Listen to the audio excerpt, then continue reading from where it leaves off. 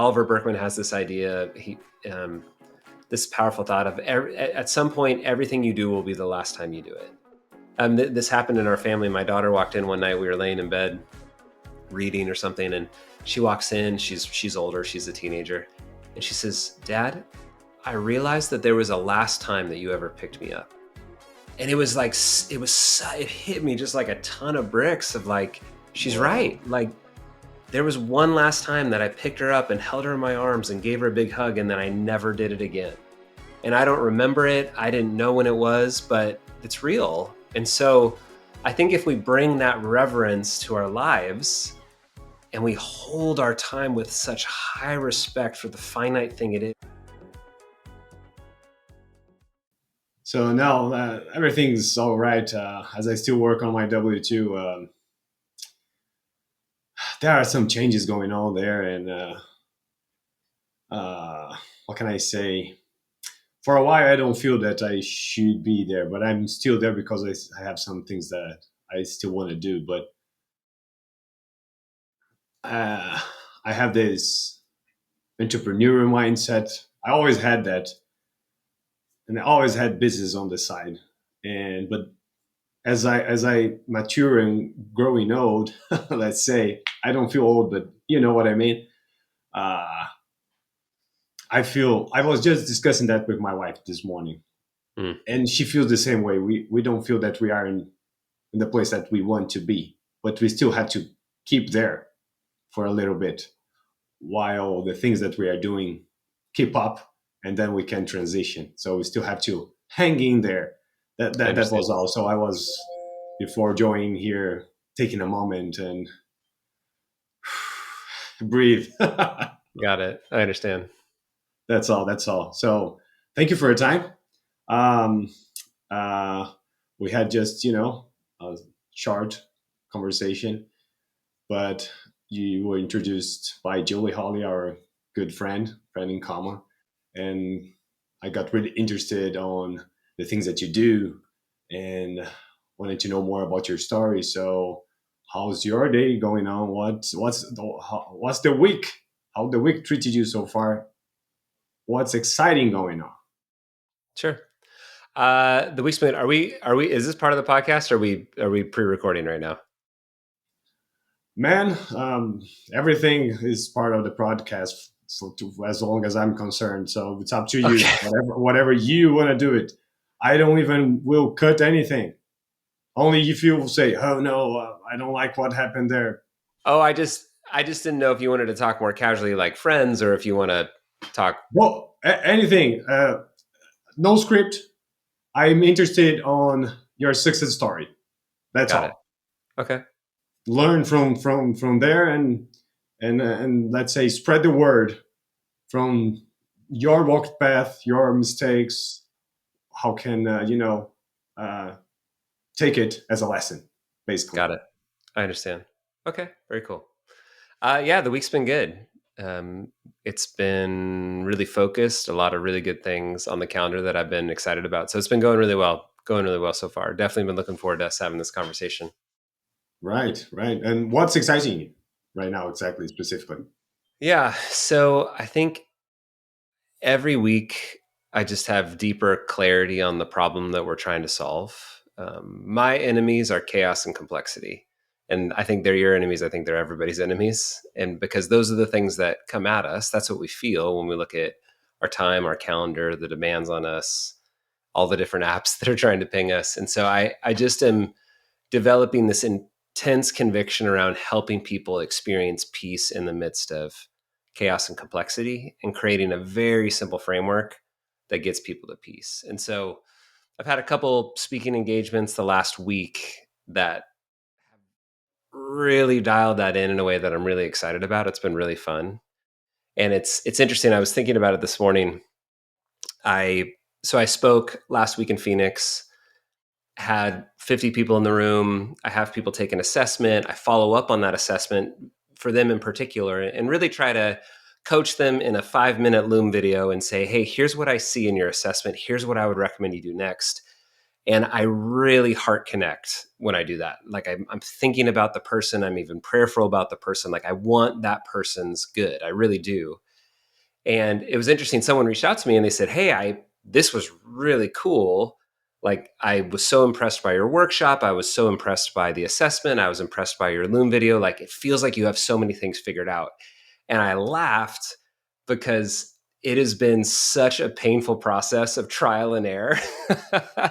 you know, that whole system didn't come together by me like sitting there thinking, what would be a really cool system? It was just working through how do we solve this problem. And I think the fundamental thing for me that I love that fuels me is that I this may come across weird, but I love the problem that I'm trying to solve. Like it is a I so believe in the solution, and I so believe if we can solve it for people, if we can increase their peace, I believe everything gets better.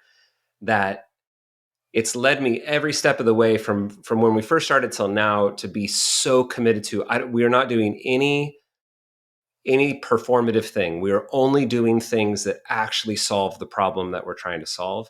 And I think that served us to bring us to the point we are now, that I'm really excited about it.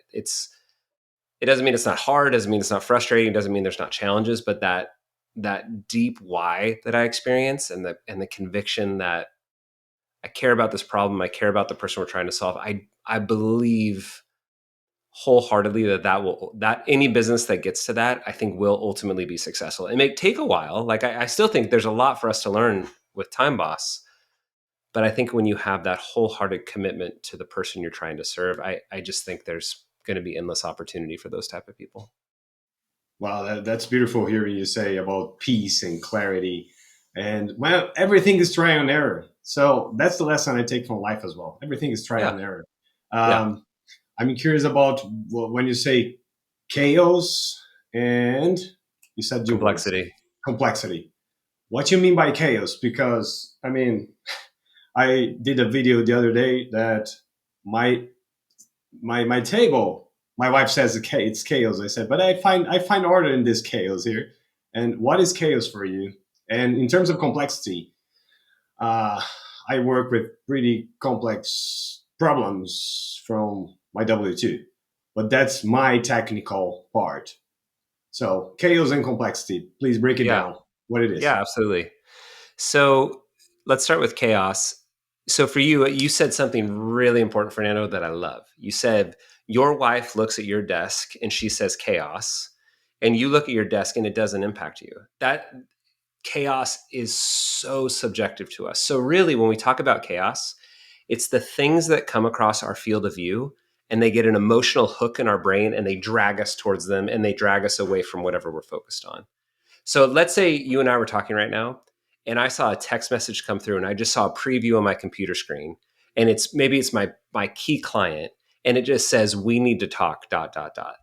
That's chaos, right? Because that's going to own me. I want to be fully present to you, but now that has a hook in my brain because I'm afraid if I don't answer that, it's going to hurt me or they're going to get hurt. Something bad's going to happen. So that chaos creates stress and fear and anxiety and all the things. But again, now I might say to you, I mean, this is a great thought experiment. I might say to you, Fernando, this key client just texted me. And you might think like, oh man, what a bummer for Andrew, but you're not going to feel anything from that. That's not going to cross your register in the same way that your chaotic work environment to your wife that isn't chaotic to you, right? It's very personal.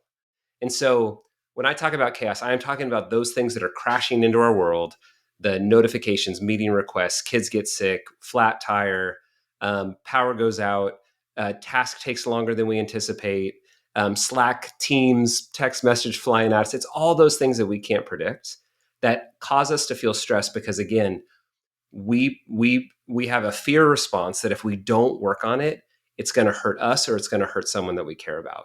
And so we don't know what to do besides multitask, switch, and it creates this frenetic daily experience for the average knowledge worker where they would never describe their day as peaceful. The words they would use is frenetic or busy or crazy or all these other words we use to describe it, not peaceful. But again, I think the opportunity is within peace. So I'll pause there. I can explain complexity as well, but I'll pause there in case you have a follow up question on chaos. Uh, well, I was just trying to picture as you were describing here. I for quite some time I don't have. I think I might have one or two notifications in my phone. I took all of them out. Yes, because of distraction, because it would create me an anxiety or anything else. So I pursue as I see fit. That's one thing. I love that. And to handle this stress, that even though we will, I think it's perception as well. So I will say that by just waking up and being thankful every day, and when things are hard, just putting a smile on my face, I think that creates a different stress reaction in my body. So those are the things that I basically live it every day, and that's what came to my mind when you were explaining it to me. Yeah, I love that. And I think that that makes a lot of sense. I love what you said on notifications, that you've turned the notifications off. Yeah. What the average knowledge worker does is they think that the play is, if I see the notification, I just need to ignore it. And that's possible. And people can develop personal discipline for that to be true. But I love what you did, because what you did, Fernando, is it's not even crossing your field of view.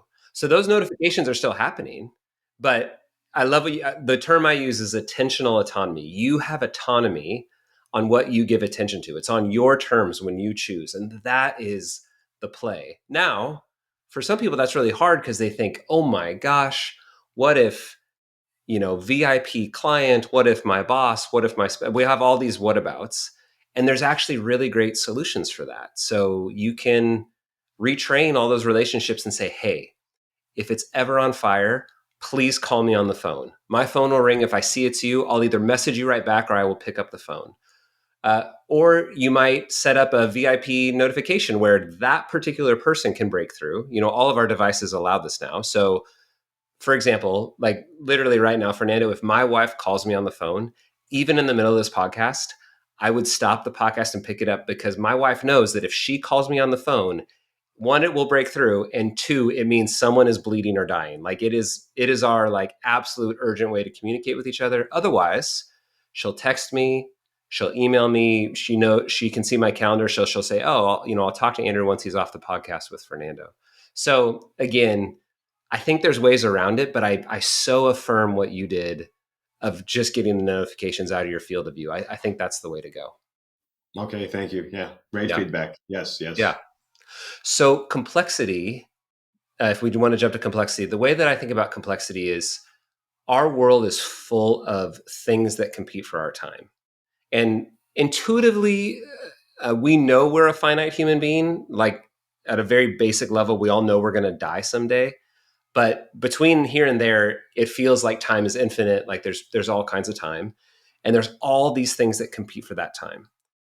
Excuse me. What's actually true is that there's a finite amount of time on a weekly basis that we have. It's actually 168 hours. That's all we have. It's a very arbitrary amount of time. It's the amount of time that it takes the Earth to revolve, and it's a division of our ultimately pass around the solar system. So it's an arbitrary amount of time. So we have a finite amount of time. With that, we have all different kinds of things coming at us. We've got meetings, we've got projects, we've got last minute requests, we've got workouts, we've got relationships we want to nurture. We have all these different things that feel very complex. And so when someone is trying to be intentional with their time, they often feel overwhelmed by the complexity of making decisions around all those items, because it just feels like you're pulled in a million directions and you can do a million things. And so what the average person does then is they typically wait for something to catch on fire, and then they go try to put out that fire, because fires create tremendous clarity. If your room is on fire right now or my room is on fire, we have tremendous clarity on what we should do next. We should put that fire out, or we should run out of this house as fast as we can. Like those are your two options. And so fires create clarity. And so for the average person, when they feel overwhelmed by what they should work on, they will often resort to fires, because again, it gives you that clarity to what to do next. What I'm trying to do with Time Boss is help people realize that actually all the things that they want to do are very simple. There's really just three buckets that anything in the world falls into. It only falls into three buckets. And if you get comfortable with that idea, then there's a tool that we can attach to each bucket of what do I do next. So when I experience something like this, then I do this. Our brain loves that. We love routine, we love habit, we love simplicity. And so I'm just trying to create that simplicity. And so I'm happy to like we can keep going a level deeper. We can stop if you want to ask questions, but happy to share what those 3 buckets are, what the tools are. We can go wherever you like. I just try to relate to what you just said. Nothing. The only thing that comes to mind is you said there is two reactions. I thought of a third reaction. We might freeze. What if we freeze if there's a fire when we don't know what to do? Yeah, I mean, that's certainly an option. The average person does not choose that one. But if you do, I mean, in the case of a fire, like if it's a legitimate fire, like you're gonna get hurt, right? It's Yeah. very real. Uh, So what I'm trying to do, the average knowledge worker that I'm working with, uh, doesn't um, doesn't choose flight. They choose fight, and they'll grind, and they just keep working, and they never stop working, and they work until they're 5 minutes late getting home, and they get home and they eat dinner and they help their kids get into bed or whatever they do at night, and then they open their laptop up and they just keep working because they are afraid because the room feels like it's on fire. And then they wake up in the morning before the average person by far before they get out of bed is checking their email or checking their messages. So they're reconnecting right back into that work. They might be skipping a workout because they feel like they're too busy, and they're right back into that stress cycle all day long. That's really where the average person is. Like, there may be people that freeze, like you said, and there certainly are people that choose flight and just check out or quit or choose their drug of choice, be it alcohol, Netflix, ice cream, you name it. Like, they're going to choose a drug, right? But most people will err, especially in the Western world, will err on the side of grind. And so that's where I'm trying to bring some simplicity to their complexity to help them have a more realistic sense of what their capacity is, a greater clarity on what should I actually, of all these things that might compete for my time, what should I actually work on? That is such a hard question for the average person to answer because it feels like there are so many things competing for their time. And it's very hard to answer that question real time when bullets are flying at you, because again, like we typically just turn into a firefighter and we just point ourselves at whatever the hottest fire is, instead of having powerful moments of reflection where we ask the question, what should I actually do that's aligned to my goals and values? So again, that's how I think about that. I think I understood better what you said, and making a parallel. I learned in recent years to, before I was exactly what you described. There was a problem. I would grind, grind, grind, and try to solve it instead of stopping, taking a walk. I don't know, taking my head out of that for a moment, and then try a different perspective. So that's what I'm able to snap myself out of that situation now, Right. and that's what I'm using. And then yeah, and like I said before, join that exactly what happened, and something was not working here, and there was a meeting, and okay, no, um, let me. There is another way. If it's Right. too hard, even because of technology and AI these days, no, if it's too hard, it's wrong. Right. Wait a second, wait a second. So that's what I've been doing. Yeah. And yeah, please elaborate and come to the three buckets. Yeah. Up. So the 3 buckets are, one is recurring tasks. So a recurring task is something that you do daily, weekly, monthly, yearly, on some recurring time frame, and you have already decided to do it. So when you think about it, we do anything, and we're really spending time. Like, the term spending time is actually a very descriptive term. We're spending it because it is transactional for the value that it's going to give back to us. So, for example, most of us have a weekly team meeting. And the value of a weekly team meeting is we get alignment, we flush out issues, we decide the next step on our strategy, whatever. There's all kinds of reasons why we meet together as a team weekly. The value of having it recurring is expected. We as soon as it becomes a recurring meeting on our calendar, we stop thinking about it. I'm not spending all weekend thinking, gosh, we got to get aligned as a team. Gosh, we got to get aligned as a team. I just know, hey, every Tuesday at 10 o'clock, we're going to meet and we're going to get aligned and we'll be good to go. So for me, we look at recurring things. Let's identify what are all the things that we do on a recurring basis. And our jobs are most of our jobs are built on recurring activities. I'm going to check that report. I'm going to review the projects that I have. I'm going to prep for that meeting. I'm going to um, look at cash flow, whatever. And most of the time, the recurring tasks that we're talking about are meetings. Like there are things where other humans are showing up. But again, our jobs are full of recurring activities that we're doing on our own. So recurring tasks is one. The other is what I call one-time tasks. One-time tasks are things that we do one time and check it off. And that can be as small as I had a follow-up task coming out of this meeting, I checked it off and I'm done. And that can be big as a bucket list item that I want to do before I die.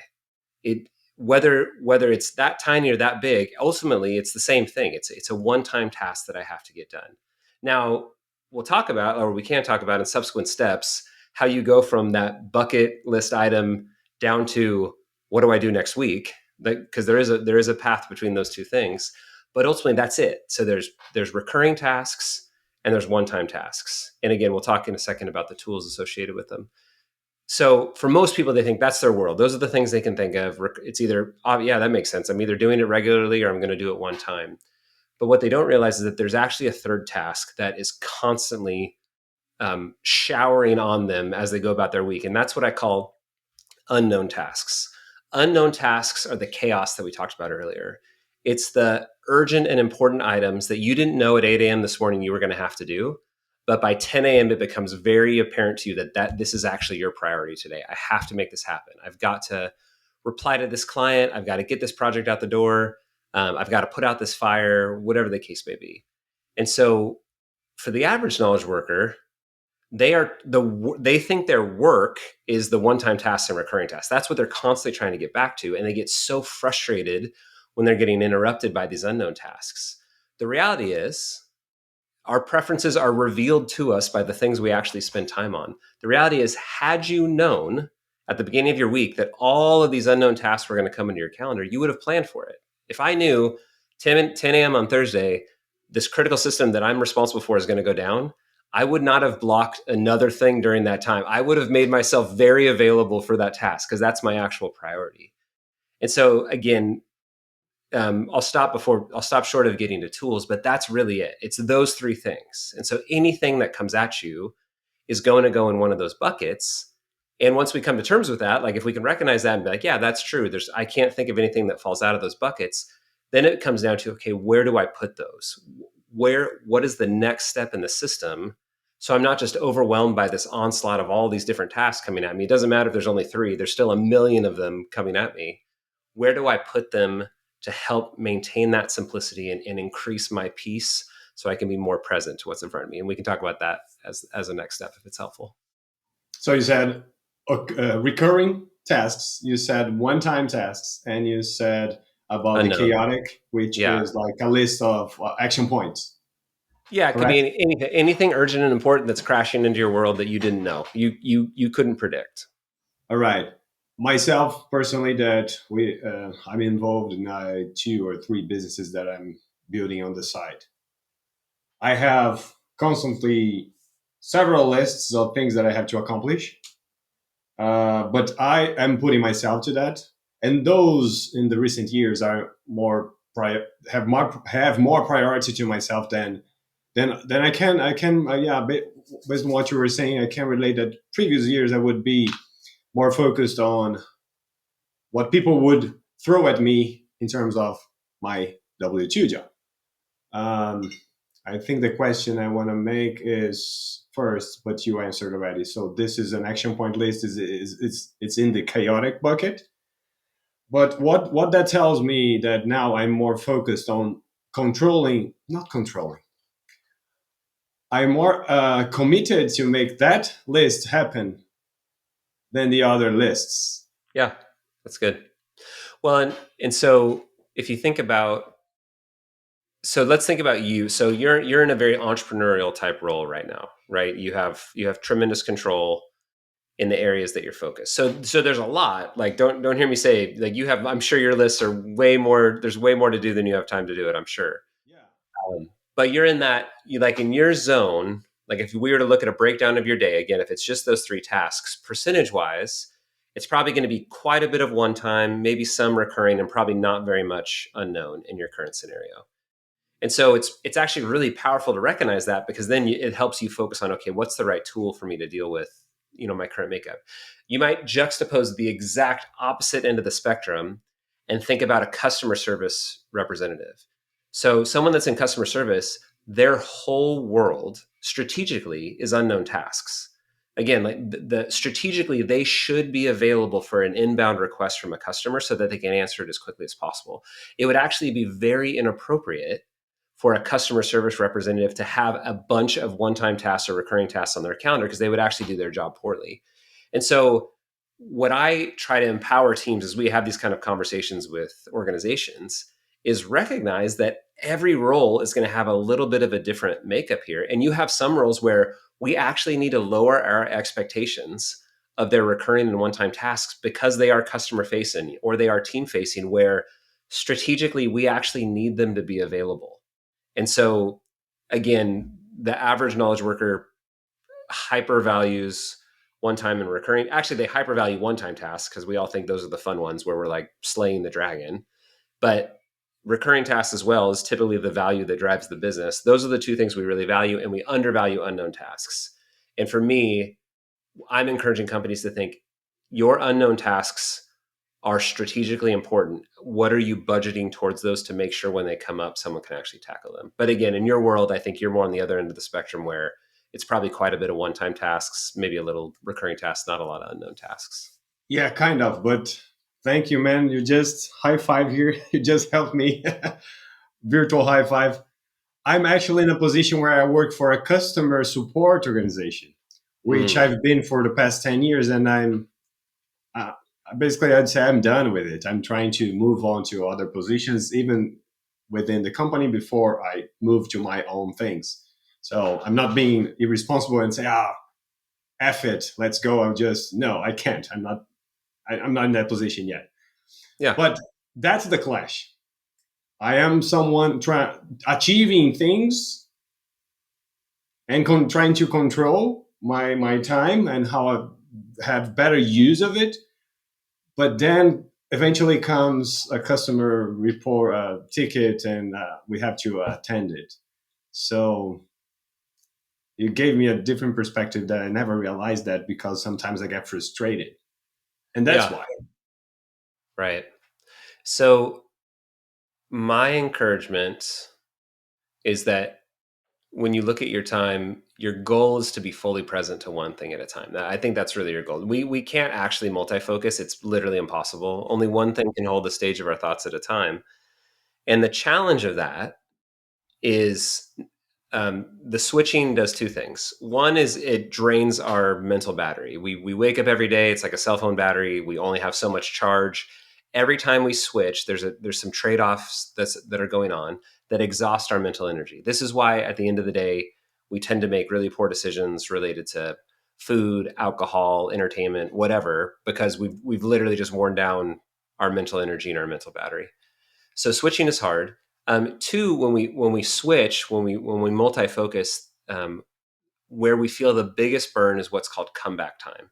It's the amount of time it takes you to come back to the task and reestablish full context. So an example would be is if we halted this conversation right now and we came back an hour from now after you and I went and answered tickets and responded to, yeah, we'd be like, what were we talking about? Can you catch me up? Maybe we'd listen to like the last 5 minutes of our conversation, but we would lose it. We would lose the context window that we're in. And so again, this is why multi-focusing can be so challenging and why I think it's so critical to own where you're pointing your attention. For you, in your instance, I hear what you're trying to do. You're trying to make the best use of time where if there's no tickets coming in, I can work on these other projects. Is that what's happening? It sounds like. Kind of, because we still have to work on resolving the tickets, and I, at least, again, for the past years, I identified myself. I know that I'm a guy that likes to have focus in one thing, try to start and end. Not always is possible, and I'm okay. I made my peace with it. That's fine. But I work with people that I think they are better at it, at changing focus. Uh, I'm not, and I had this conversation with my manager. So I prefer to, be dedicated to, but it's not possible Sure. anyway. But yeah, that happens, and yeah, you gave me clarity on that today, because yeah, by the end of the day, I usually feel, yeah, drained, as you said.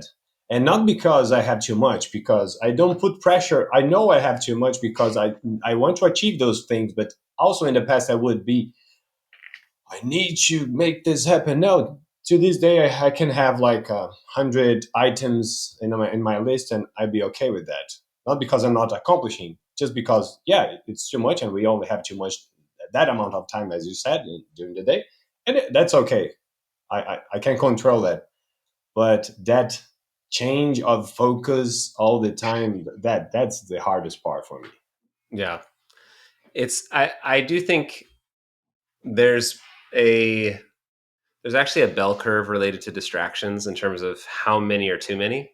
So for some people, like it's actually helpful to have, okay, I just went for 25 minutes. I'm gonna peel off and I'm gonna check the news or check sports or something real quick, and then I'm gonna come back and I'm gonna keep working. Like Yeah. there is a mental rhythm there. If you're familiar with the Pomodoro technique, it's a Yes. 20 Yes. 25 minutes on, 5 minutes off. It's our brain operates that way. So our brain actually works in 90-minute cycles. So it's actually really challenging to maintain really intense deep focus longer than 90 minutes before we start to have a fall off. Um, but anyways, so there is some amount of multitasking, multi-focusing that is actually okay for people, and it's a little bit different for everyone. But there is 100% an amount that is too much for everybody, where we are now burning our productive time. And so often when you hear someone say, "Oh, I'm a really good multitasker," they they either have figured out the right threshold for themselves, or they're totally lying to themselves, and they're not very effective in their job, one or the other. But again, it's the answer is not never switch to multitask, and the answer is not be constantly available and constantly multitask. There's really a sweet spot there somewhere in the middle. Got you. Yeah. Got you. mm, and I think the next thing you wanted to say, it's about the tools. Yeah, the tools. I think the tools are really helpful. So let's with recurring, it's really simple. So the big idea here is that we have to look at our time like cash, that it is a fixed asset. There's only so much of it. We tend to treat our time like credit, where we just keep saying yes. New ideas come up. We're like, yeah, I should do that too. Yeah, I should do that too. Yes, I'll take that project. Yeah, I'll do that. Yeah, I'll do that. And it's like swiping a credit card, where it feels good in the moment, but your future self is going to have to pay off that debt. Like someone is going to be responsible to follow through on these things. And what happens to most of us is we have said yes so many times that we are now just trying to keep our head above water. It's like we're just paying off the interest on a credit card. And so my encouragement to people is to look at their time like cash, and the representation of that cash is our calendar. In our current society, most of us around fifth grade were given two things. We were given a calendar and we were given a to-do list. And our teacher said, write down when things are due on your calendar and make a list of all the work that you have to do. And we're all like, oh yeah, that makes sense. Like I can see when it's due and I can see all the things that I have to do. I think we actually did a generation a disservice by not combining those two things together. Because the reality is our tasks want time. The only way we accomplish anything that we want to accomplish is via time. Time is the currency. And so our calendar is the representation of that currency. And so if we fill up our calendar with with more tasks than fit on that calendar, there's no way we're going to get it done. But most of us set sail on the week every single week with a calendar that might have some appointments on it and a very unrealistic to-do list, and we end the day and we end the week super frustrated that we didn't accomplish the things we wanted to accomplish. But we were never, in no world were we ever going to be successful against that list anyways. It wasn't realistic. It's like walking into a store with $25 and expecting them to give you $50 worth of food. That's not the way it works. There's only so much time. So knowing that time is cash, not credit, then with a recurring task, if we think about recurring tasks, the tool there that we first want to establish is our calendar. And a lot of us already have in a calendar, but again, the reframe that I give people is that your calendar is your to-do list. That's the way to think about it. So with your recurring activities, if you look at your calendar now, you all of us have recurring activities on them already, recurring tasks. They're called meetings, and they're there for coordination reasons, because another human needs to show up at the same time that I'm going to show up. And neither of us wants to disappoint each other. So my encouragement for people is to think about recurring tasks where you're the only one showing up, just like that appointment. Like you are simply making an appointment with yourself to show up and do that recurring task. And you're going to accurately represent on your calendar how much time is that actually going to take. So I was in a workshop last week. This great young entrepreneur, he's about to launch a startup. He spends 5 hours a day on social media. It's a recurring activity. He has all these tasks associated with social media that he's doing, and it's not on his calendar. And I said, that is your job. Like, that is the majority of your job. And so you need to represent that on your calendar so that you are visually telling your brain, I have already traded time for value for 5 hours of my day. I don't have an 8 hour workday. I actually have a 3 hour workday because 5 of those hours are already doing something else that I've pre-committed to. So that's that first move. Again, if you're looking at a week, my encouragement is for people to time block their recurring activities, to visually tell yourself, I have already committed that time. I no longer have that time available to me. It's already going to another task. So that's your calendar. The second would be unknown tasks. And let me take a step back. Putting recurring tasks on your calendar will increase your peace and decrease your stress because it will allow you to emotionally detach, unhook from your brain the need to have to remember to do that task. It's just like the team meeting that we talked about earlier. The value you get is it's now living in the system. It's living in your calendar. It's not living in your brain. When it comes up on your calendar, just do the thing, whatever it is. If you do a weekly project review, 8 a.m. on Wednesday, put it on your calendar for 8 a.m. on Wednesday. And when it comes up at 8 a.m., do it.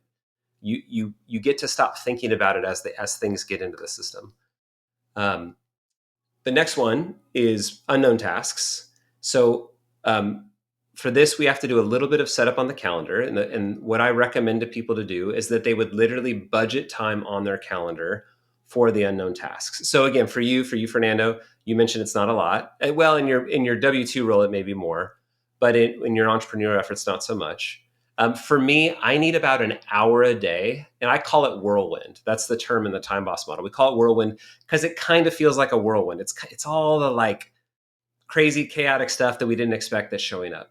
I've had jobs where I had as much as 4 hours in my day of whirlwind because we had so much unexpected, choppy, chaotic things coming at us. So I just was pre-budgeting for it. I was literally respecting those tasks enough to say, these things are going to be important. They're going to be urgent. I need to make them happen. I'm going to pre-budget time into my calendar. And I will literally put that time in my calendar. Again, time is cash, not credit. I want to visually show my brain I have already pre-committed that time to be available for the things that I might discover. Now, pushback I often get from that is that's so much time. Like there's so many other things I have to do. And what I tell people is two things. One, if you know you need it, if you know you're getting interrupted all the time, then you're just being honest with yourselves. You're just budgeting it to be honest with yourself. And there's going to be days where you need every single second of that whirlwind time, that budgeted buffer time. There's going to be days where you don't need it. And really, my framework is for people that are up to something, that care about their contribution, that want to do great work. And if you hit that whirlwind time and you don't need it, just go do the next thing on your list. Like, what is the most valuable thing you can do that with that time?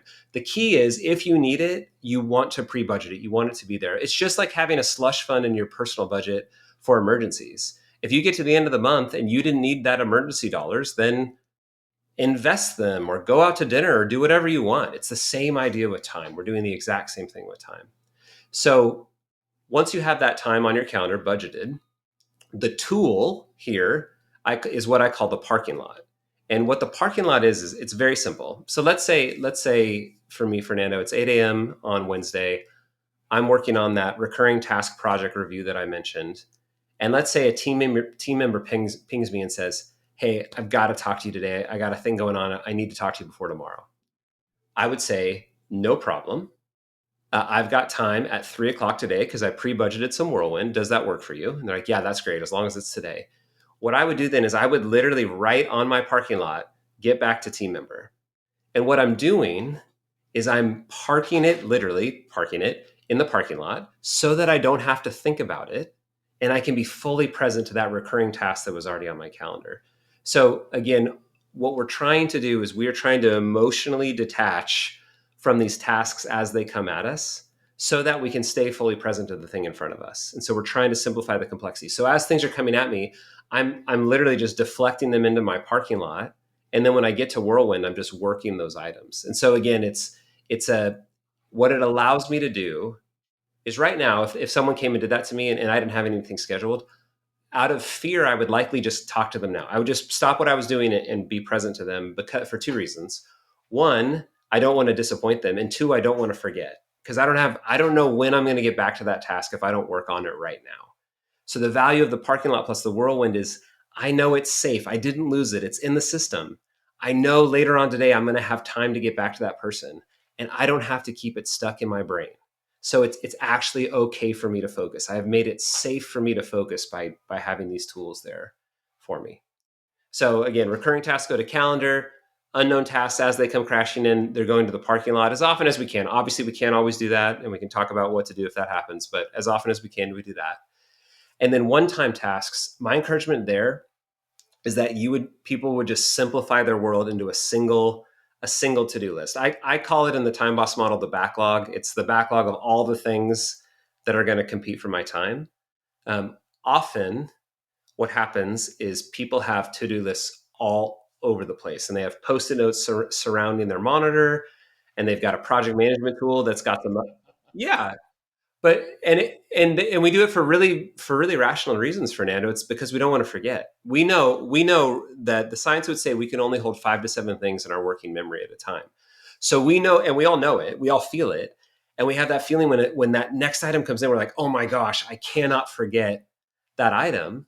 So we write it on a post-it note, we stick it there. The problem is if we're not organized about that, we just spread that complexity everywhere, and we visually see it and we intuitively feel it and we look at all those items and we think, oh my gosh, I don't know what to do next. And so then I just work on the fire. I just work on whatever feels the most urgent. That's the thing I point myself at. So when you have the single backlog, the primary value of that is it allows you to be reflective with it and do all kinds of things with it. Once it's in a single list, I can prioritize it on an ongoing basis. I can break down really big, hairy, scary tasks into very specific, actionable next steps. I can run a weekly process where I am taking those items from my backlog and I am literally mapping them into my calendar, like calendar appointments, so that I'm spending time like cash, and I'm saying, okay, these are the things I can actually get to this week. And so again, by from going from recurring tasks to calendar, you increase your peace. By having a parking lot and Whirlwind, you increase your peace because now you know you can deal with the crazy coming at you. By getting everything into that single to-do list, you increase your peace because you're no longer afraid of what am I forgetting? I can see it all in front of me. Now, it doesn't make that list any smaller, but it does allow you to have it all in front of you and now start making some really good decisions with it. Now, there's more to the time boss framework and habits. I don't think we're gonna have time to cover that today. It's a lot, but again, you can see how the system builds on each other to uh, contend with chaos, take that complexity and simplify it, just to make it easier for people to know what to do next. That's actually aligned with their goals and values. It's amazing what you did there, man. Thank you.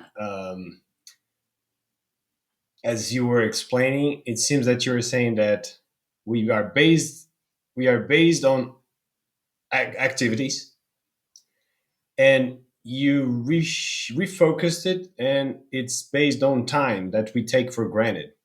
Correct. Great perspective. Never had this. Yeah, I never realized it really. And I know we take time for granted. I don't know why we do that. It's our most valuable asset, and I don't know why. It's because I personally think it's because we keep waking up and not dying. So we don't feel the pain of poor decisions. So think of it this way: if your company gave you, let's say my company gave me one of my first jobs. I worked in education. I made $45,000 a year. Let's say Let's say that company gave me $45,000, and they say I want you to have the highest ROI you can with that. I'll come back in a year. And in a year they came back, I would have to give them a very specific accounting of what I did with that money. That money couldn't just disappear. I would, even if I didn't make any money, I would have to show them like, hey, here's where the money went. And we feel that very practically with money. But the reality is, when when that company said, I will give you $45,000 a year, I was saying to them, oh, okay, I'm going to give you whatever 40 times 52 is. I'm going to give you 2,080, whatever that number is, hours of my life. And so I think we have to look at it as an asset that we're stewarding. And so I need to show to them, or even I need to show to myself, what is the way that I'm going to maximize this very fixed asset that I have? And I think when we begin to think of it like cash, and we approach our week as, okay, I've got 168 hours, and some subset of that is how much I'm going to work. What should I do with that time to both set realistic expectations about what I can accomplish and maximize my impact over the next 7 days? That's all I mean, my point of view is we should just be doing that on a 7 day basis over and over and over again. And by doing so, we will maximize our peace and the simplicity within that chaos. And we will actually get incredible results. As the all the stats are clear, the more peaceful you feel, the more focused you are, the better the results you get, the better your health is, the better your relationships are. I mean, it doesn't mean we don't feel stress. We should absolutely feel positive stress, that stress that excites us and draws us in. It's that stress that had you and I both show up on time today because we care. We want the stress that leads us to care and really lock in. We don't want the distress that robs us of our sleep and makes us feel anxiety and makes us feel like we should just keep working. That's the stress that we want to push off. So again, that's really the way I think of it related to time. And what about, do you have the same framework outside of the work week? Yeah. So the best way to think of it is, this framework is attached to whatever time competes with itself. So for me, I choose to give 50 hours to what I call income generating activities, meaning business type work stuff, 50 hours. And so my budget on a weekly basis is 50 hours. Now, there are certainly weeks where I can decide to give more. There might be weeks where I give less, but on average, that's really what I'm going for. And so the system I just described wraps around those 50 hours and helps me think through, okay, what is the realistic plan that's going to maximize my impact, allow me to operate with peace within that time frame. Um, so then the time outside of work has the same, because I want to maximize that time. I have teenagers that I love and care about and want to be invested in. I have a wife that I love and care about and want to be invested in. I have a ministry through my church that I'm connected to. I have friends that I want to be spending time with. So I will say for me, my work gets like the everything I just described, fully attached to what I do in work. My personal life, I do it at a bit lower level. I'm not trying to spend. Not trying to maximize every minute of my non-work life. Like I mean, and in some ways, like I'm very intentionally saying, like I'm not going to do anything on Saturday morning. And if the kids want to hang out, or if I'm going to go work out, whatever, I might do things. So I'm always having an intention over my time, meaning I'm thoughtful about how I want to make good use of that time, but I'm not always saying like from 8 a.m. to 9 a.m. on a Saturday morning, I'm going to read this book. And from 10 a.m. to 11 a.m., I'm going to, go work out. I'm not trying to be that intense with it. Yeah, I believe that would create unnecessary stress as well. Yeah. Yeah. And Yeah. I think it's different gears for different phases of life. That said, if you have things that you want personally, I do think the most rational thing you can do is break those things down into actual tasks and get them to your calendar. So you are making a plan for how I am going to get those items. My wife and I absolutely put things on our personal calendar that we care about, that we want to make happen. We're just not doing it with every hour like we might be doing in a work environment where we're trying to be much more focused. yeah, no, that makes sense. Um, uh, I'm not training for any races now, but I'm an amateur triathlete, and I did consequently for the past 12 years. And in the weekends, it would be the long training sessions. So it would fit right on. on the alley that you just described. I would have Saturday mornings and Sunday mornings all dedicated to that. Uh, yeah, so I would have, uh, without knowing, I was budgeting time and it was Yeah. dedicated to that. Yes. Yeah.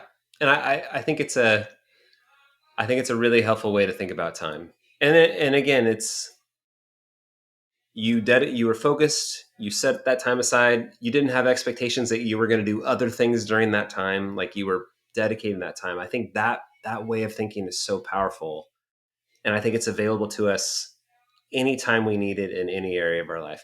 And it's especially, in my opinion, Fernando, it's especially important when we have more to do than time to do it, because that's when we feel like there's a lot pressing into this present moment that's keeping us from being fully present. um, when there's too many things going on, and that's where I think having a system to hold the items so that we don't have to hold it in our head becomes really critical. Yeah. Yeah. In spite of having some post-its here, I'm every day checking to see, okay, did I accomplish that? And I do have a central list, but it's a notepad, and I don't know why. No, I know you said that. It's because okay, I don't want.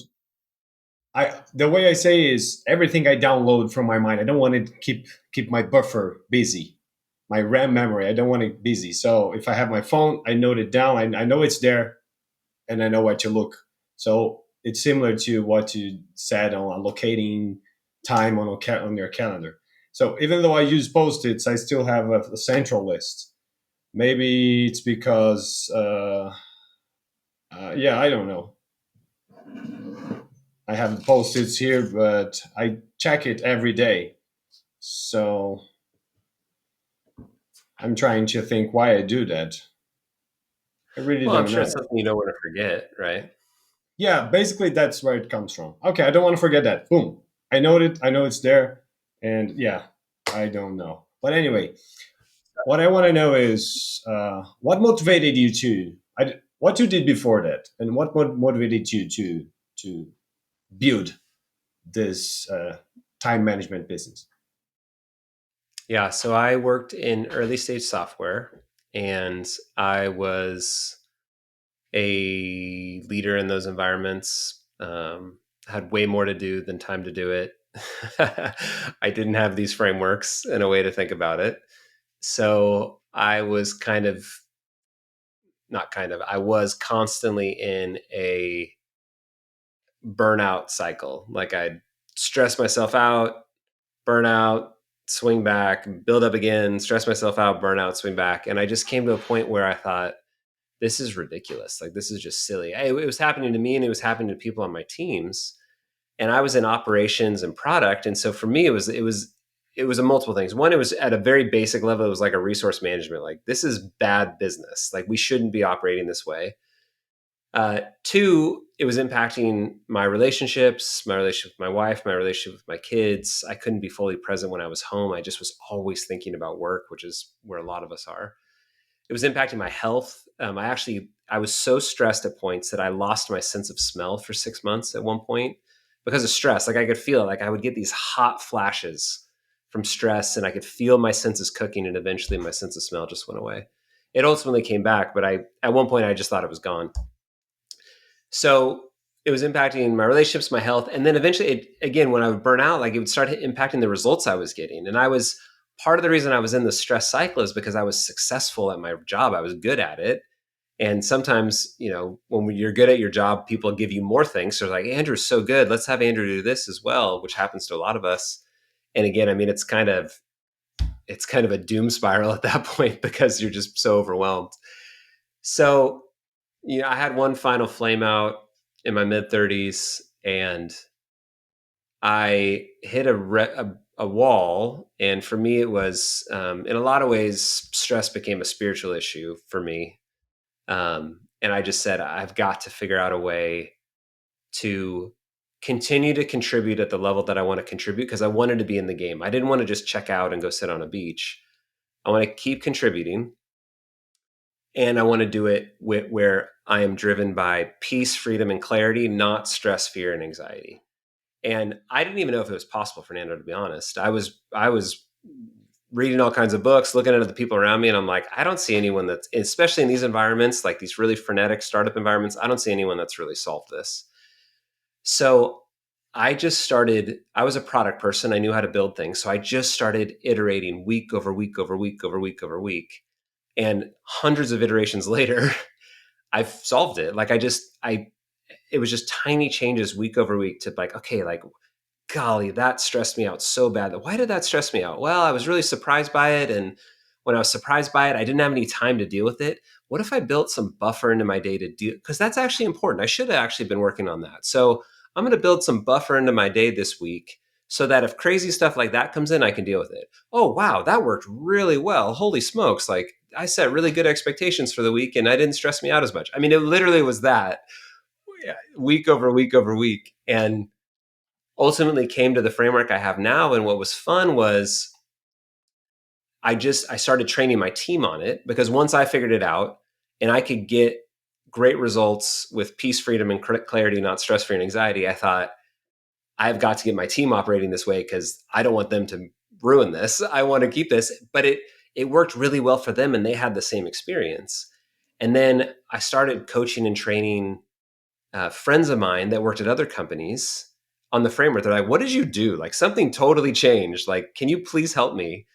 And I would go and I would sit with them for a couple hours and I would show them how to do it, and they would come back and be like, "Oh my gosh, like I feel so much peace. Like the work didn't change. It's still the same work, but I feel so much more peace in the midst of it."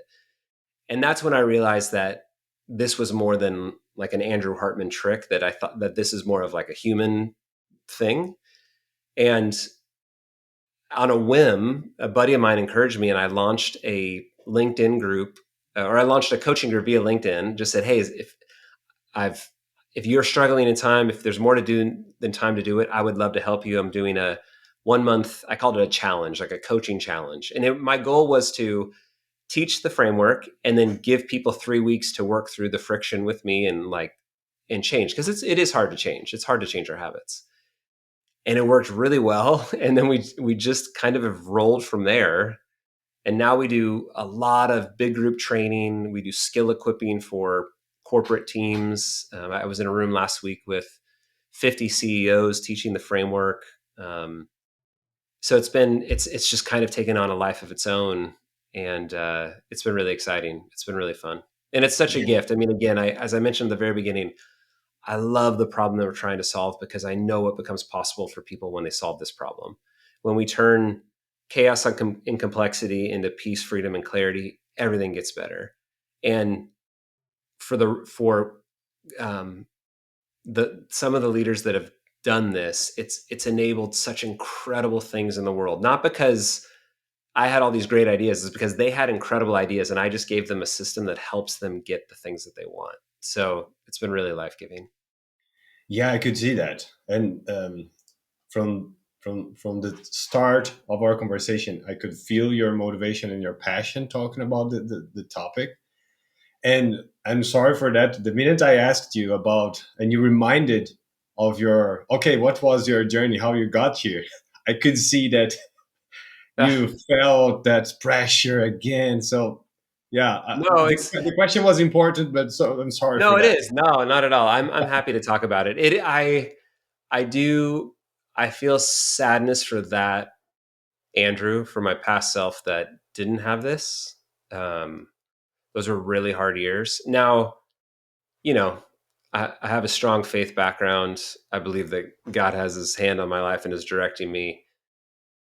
I look back at that time now and I realize that the only way that I get to do what I get to do now, and I think about Justin and Bryce and Julie and Mitch and Nick and all these people that come to mind as I'm thinking about people that I've helped with this framework and what they can do now because of that. That only happens because of that pain and because of that challenge. And I would never change it because of that.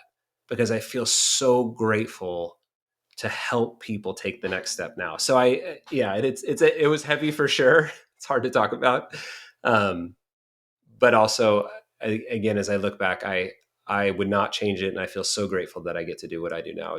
It feels like the greatest gift. If you were to describe the transformation you had because of those struggles, how would you describe it? I mean, I think it's what I said. It's from stress, fear, and anxiety to peace, freedom, and clarity. Like I just That transition. that's what it is. I And it was ingredient. I mean, I was when it first started, my world was stress, fear, and anxiety. It was my fuel. It's how I made things happen.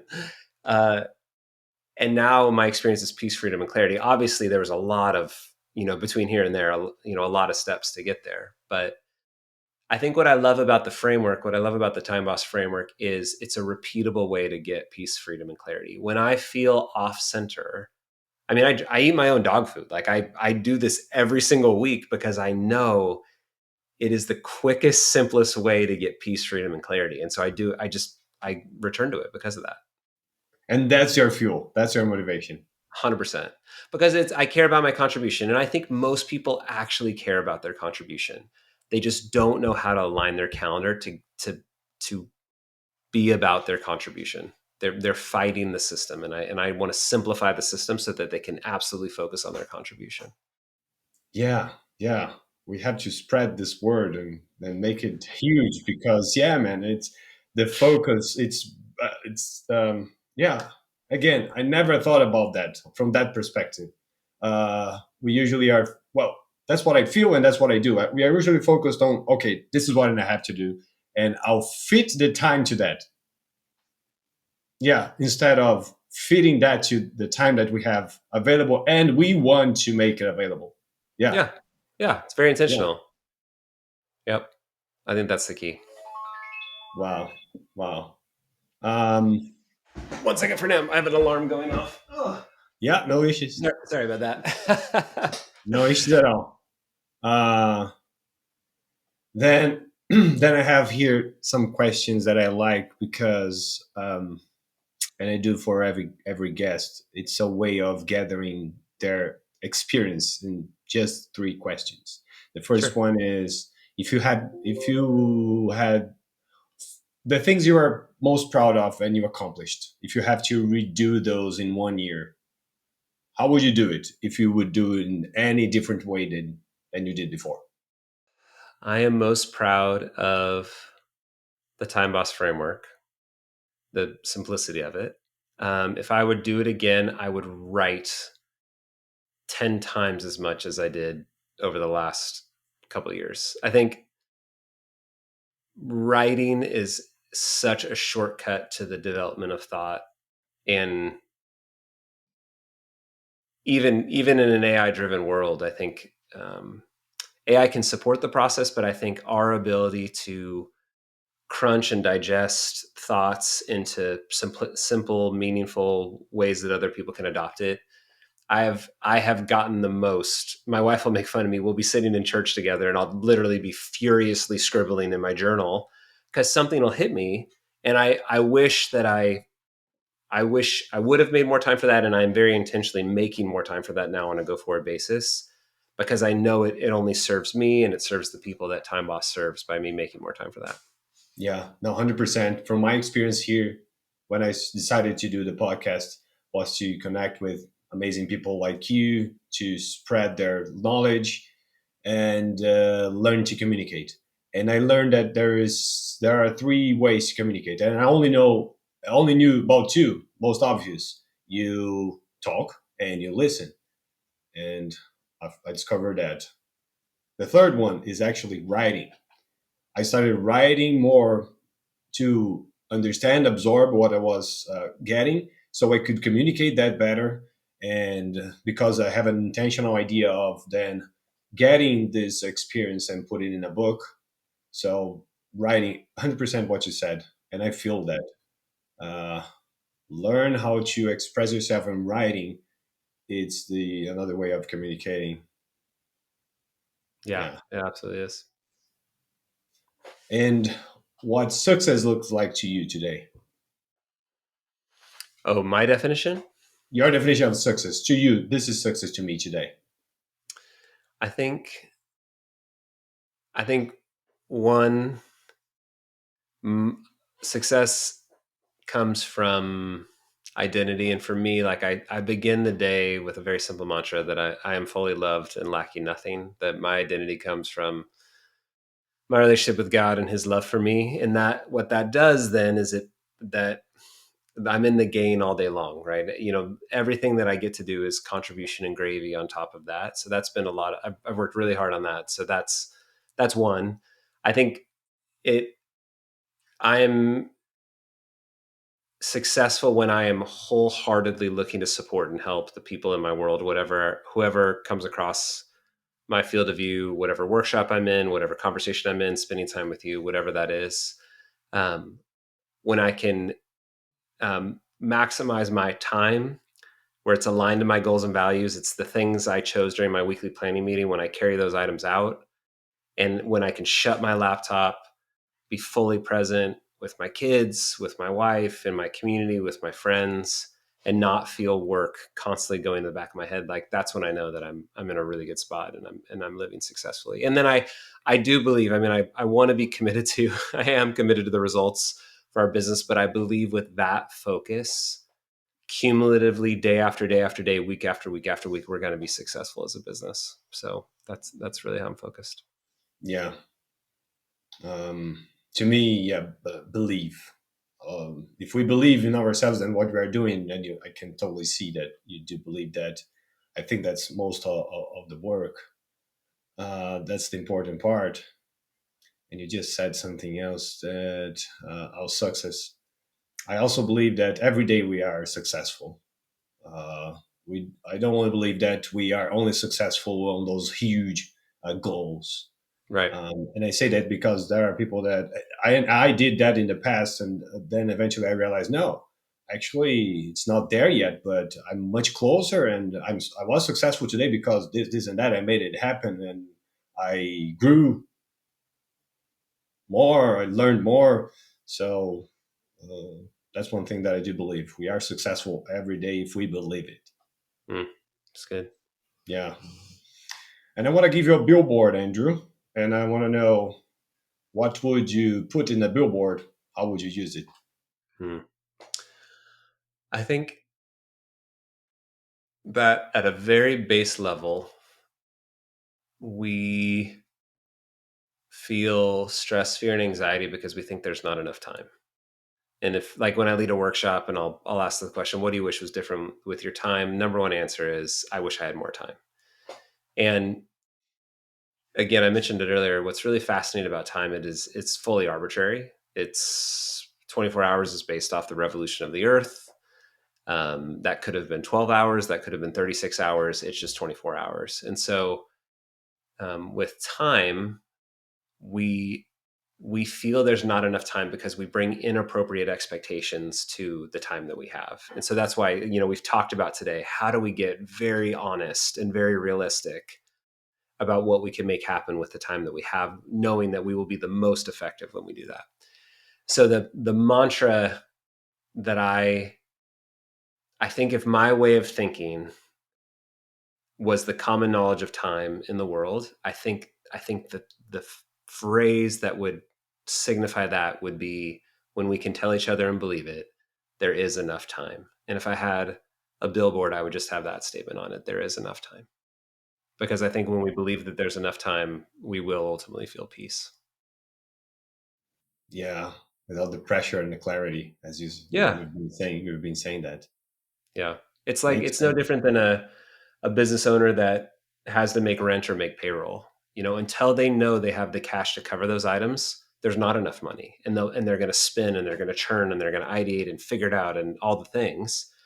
But once they know that they've covered those costs, they can now operate at a different level of business, right? We move out of this kind of survival mentality into higher levels of creativity. Maslow's hierarchy of needs, at the very bottom is survival and shelter, and that's where most people are operating with time. And I think if we can get people to believe there actually is enough time with proper expectations, proper priorities, all the things, I think they can move up those levels and just have such a more powerful experience, have better results, improve their health, better relationships with those that they love and care about.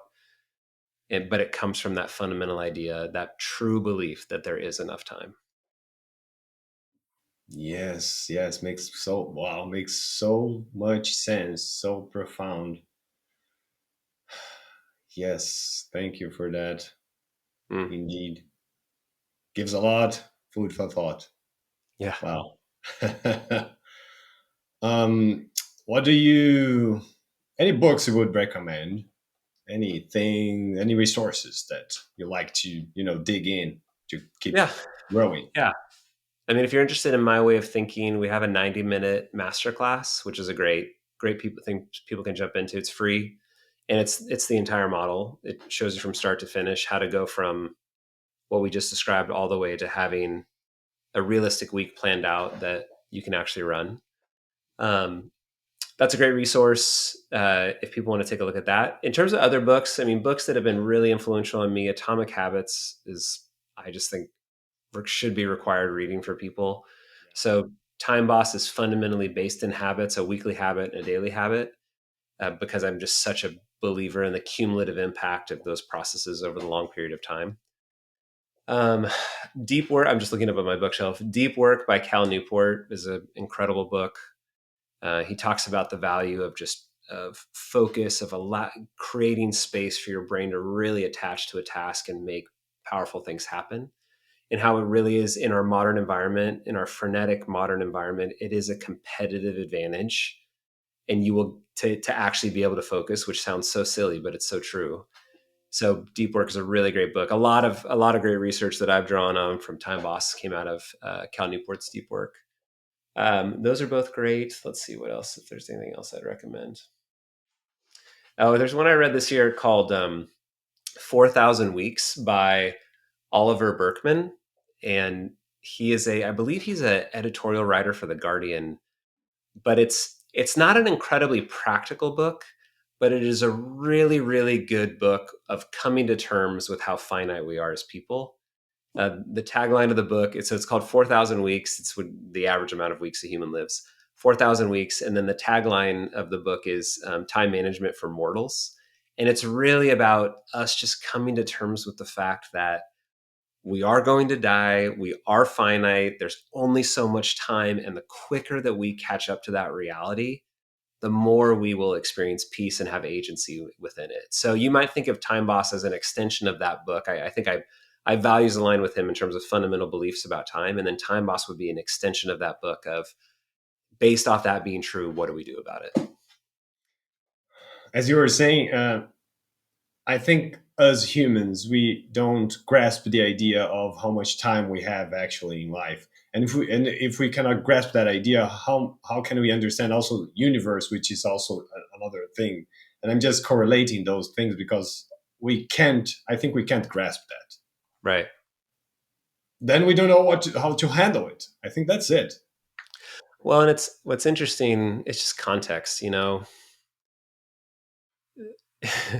If I think I'm going to die 40 years from now, I'm going to make very specific decisions. If I think I'm going to die 40 minutes from now, I'm going to make very different decisions. You know, it's so that constraint it defines our decision making. The closer it is or the further it is away. And so because for us, we're middle-aged people, it seems way off in the distance. It doesn't have a real determining effect on our day. But the reality is that, like, that specter is always before us. And so for me, I want to live fully with peace, freedom, and clarity every single day. Oliver Berkman has this idea. This powerful thought of at some point, everything you do will be the last time you do it. This happened in our family. My daughter walked in one night. We were laying in bed reading or something, and she walks in. She's older. She's a teenager, and she says, "Dad, I realized that there was a last time that you ever picked me up." And it was like it hit me just like a ton of bricks of like, she's Wow. right. Like, there was one last time that I picked her up and held her in my arms and gave her a big hug, and then I never did it again. And I don't remember it. I didn't know when it was, but it's real. And so I think if we bring that reverence to our lives and we hold our time with such high respect for the finite thing it is, and we seek to live with it richly, I just think there's a greater satisfaction, there's a greater peace available by doing that. And I love his book for really igniting that in my heart as I read it. But then I would ask you: would you say that we are afraid of not grasping the idea, or we simply our minds cannot grasp that idea? Oh, I just think we were fundamentally uncomfortable with the fact that we're going to die. I don't think anybody wants that. I don't think people want to talk about it, think about it. It's especially in the Western world, we're very morbid around death. We don't die well. We don't have good. We don't like to talk about it. We don't like going to funerals. Yeah, Um, so I think that's probably it. And you look at the lengths people do to make themselves look young. I live in Orange County, California, where people will do very odd things to make themselves continually look young.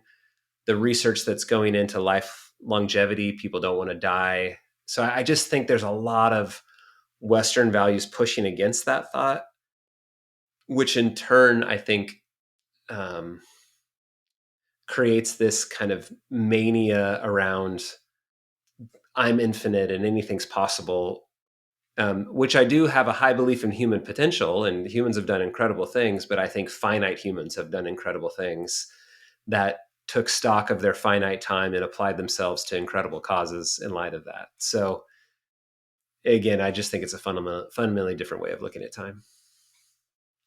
it is. Yeah, makes sense. Thank you. Yeah. Well, man, I learned a lot about. It's a fun conversation. Oh, I'm glad. I'm glad. Yeah. So the perspective that you gave me, I think, no, I need to change it. Yeah, and pass it on. So really thankful for that, and I have a lot to digest. Uh, but only the perspective of how view our lives and the things that we want to accomplish from our calendars. Congrats, man. Thanks, Fernando. It's great to Mind connect with you, blowing. man. I'm It's glad to have. simple but mind blowing, which is the best. That's what I'm hoping for. And again, going back to the value of writing, it's just been through. I mean, this journal is full of so many iterations on those thoughts to simplify it. It's what's that Benjamin Franklin? He wrote a. Was it Benjamin Franklin that wrote the letter that said, "I would have been more brief, but I didn't have enough time," and because it takes so much time to be brief, to simplify. I mean, I was a decade into this way of thinking before that concept of there is enough time hit me. And when I realized, I'm like, that's it. That's all people want. They just want to know there's enough time, and then everything changes. And so, yeah, a lot of again to underline the value of writing for sure to simplify. Yeah, because I think it is linked to belief. If we normally believe that we don't have enough time, but if we believe we have enough time, We so show up totally differently. yes, yes, Think about the if you're on a 2 week holiday vacation, the way you feel on day one versus the way you feel on day 13. They're two totally different things because on day one you're like, oh my gosh, I've got 2 weeks ahead of me, and on day 13 you're like, oh my gosh, I'm going back tomorrow. There's not enough time. I want more time. I mean, again, it's these simple mental models, but we realize that is actually what we want. We just want to feel like there's enough time for me to be fully present to this thing that's in front of me. great, just So great. Thank yeah, you, man.